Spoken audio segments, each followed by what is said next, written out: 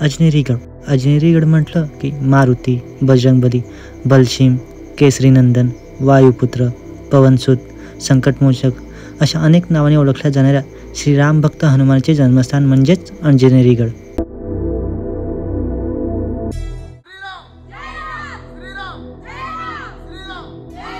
अजनेरीगड हा असा एक गड आहे जिकडे आज पण पवनपुत्र हनुमानाचे पायाचे ठसे आढळतात.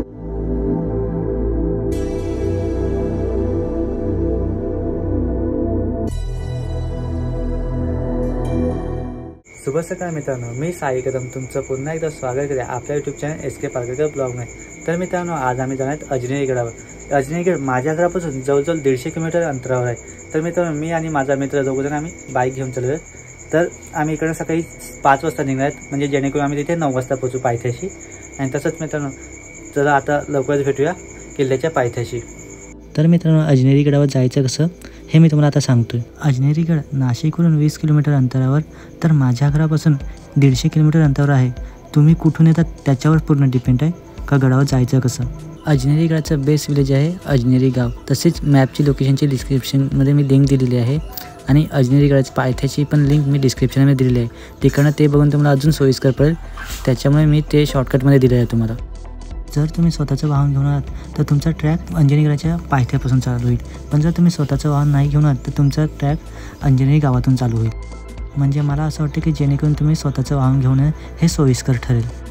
तर मित्रांनो, तुम्ही जर अजनेरीगडावर जात असतील तर तिकडे येताना तुम्हाला जेव्हा पण तुम्ही अजनेरी गावामध्ये जायचा रस्ता जेव्हा पकडतो तेव्हा तिथेच एक बाजूला हनुमानाचं मंदिर आहे. त्याच्या लोकेशनची लिंक मी डिस्क्रिप्शनमध्ये देतो. तिकडनं तुम्ही त्या लोकेशनवर पण जाऊन ते मंदिराचं दर्शनसुद्धा घेऊ शकतात. आणि तसंच माझ्या व्हिडिओमध्ये मी ती फुटेज पण टाकली आहे, ती पण तुम्ही बघा.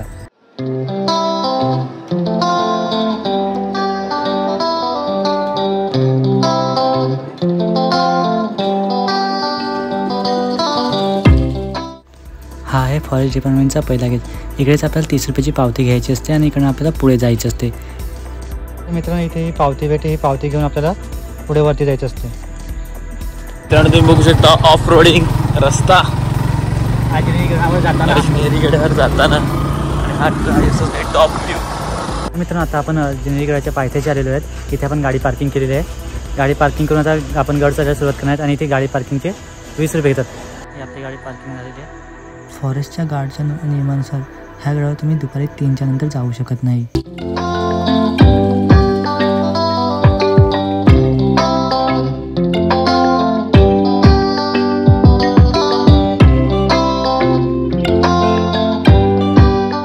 सकाळचे 9:30 वाजले आहेत आणि आम्ही ट्रॅक चढायला सुरुवात केलेली आहे.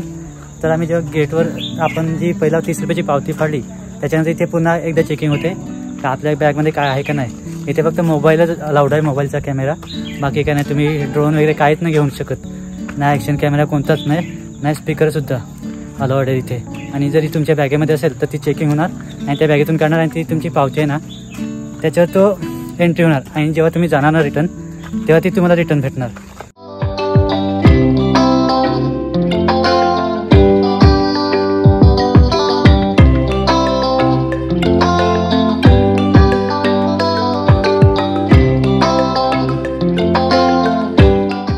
तर मित्रांनो, ते माकडं पण खूप आहे, तर माकडापासून सावधान राहा.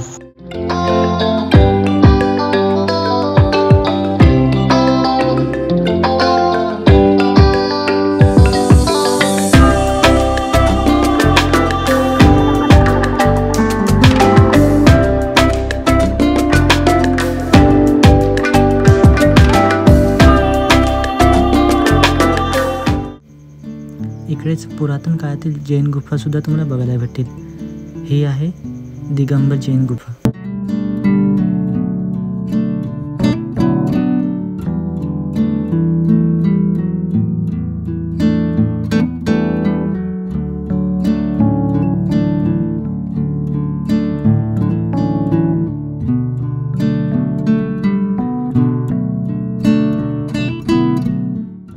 हा समोर दिसतोय तो अजनेरी लेक आहे. इथून दिसणारं दृश्य बघून असं वाटते की इकडनं कुठे पुढे जावंच नको, इथेच थांबून इथेच राहावं.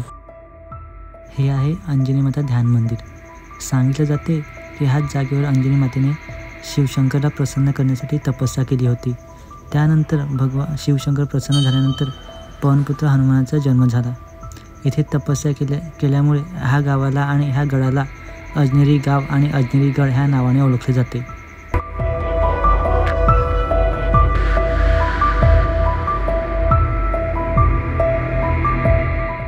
हनुमान तलाव. हे जे तलाव दिसते हे समोरून बघितल्यावर एक नॉर्मल तलाव वाटते, पण जर तुम्ही गडमाथ्यावर जाऊन बघितलं तर एक तुम्हाला हे पवनपुत्र हनुमानचे लहानपणाचे पायाचे ठसे जसे दिसतात. असं सांगितलं जाते की जेव्हा पवनपुत्र हनुमान लहान होते तेव्हा सूर्याला खायला त्यांनी झेप घेतली होती, तेव्हा हे लहानपणाच्या पायाच्या ठशाची निशाणी आहे.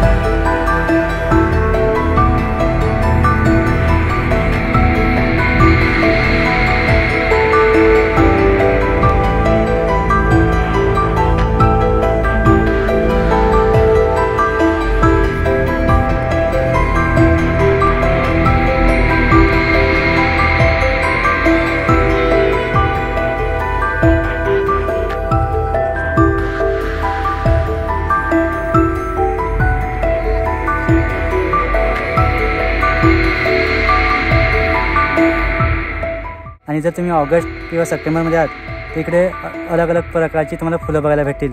ती तुम्हाला मी दाखवतोच आता. माझ्या मागे पण आहेत, हे बघा व्हाईट कलरची दिसतात ना तुम्हाला.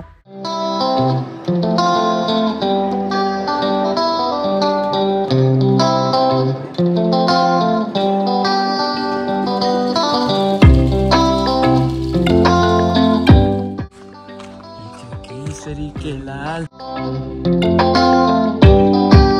तर मित्रांनो आता आपण आहेत किल्ल्याच्या एकदम माथ्यावर. आता आपल्याला जायचं हनुमानच्या जन्मस्थानावर. तेच फक्त आता शेवटचं आपलं स्थान बाकी आहे. मित्रांनो जर तुम्हाला माहिती असेल ही दगडी अशी एकावर एक का ठेवतात तर आम्हाला कमेंट करून नक्की सांगा.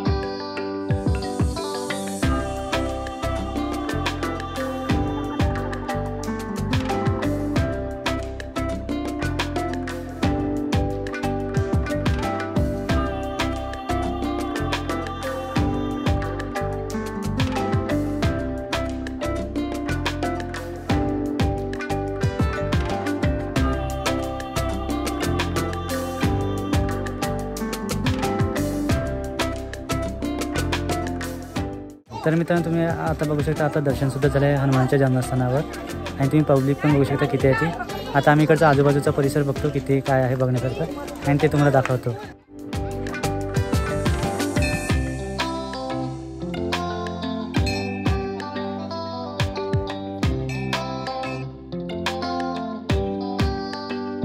आम्ही आजूबाजूचा परिसर बघायला आलो, पण धुकं एवढं पडलं ना का आजूबाजूचा काहीच परिसर दिसत नाही, का समोरचं सुद्धा काही दिसत नाही नीट. तुम्ही तर बघू शकता जास्त लांबचं लिमिटेडच आहे तितकं दिसते, त्याच्यानंतर काहीच दिसत नाही. बघू आता.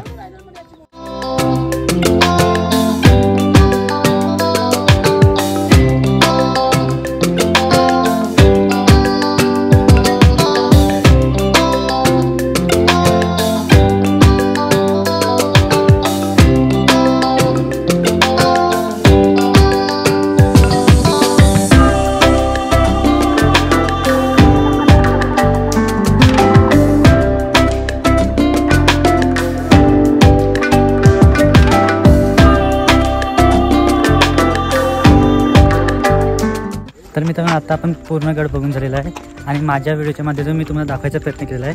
तर तुम्हाला हा व्हिडिओ कसा वाटला मला कमेंट करून नक्की सांगा. आणि चला आता बाय बाय, भेटूया आपण लवकरच पुढच्या व्हिडिओला.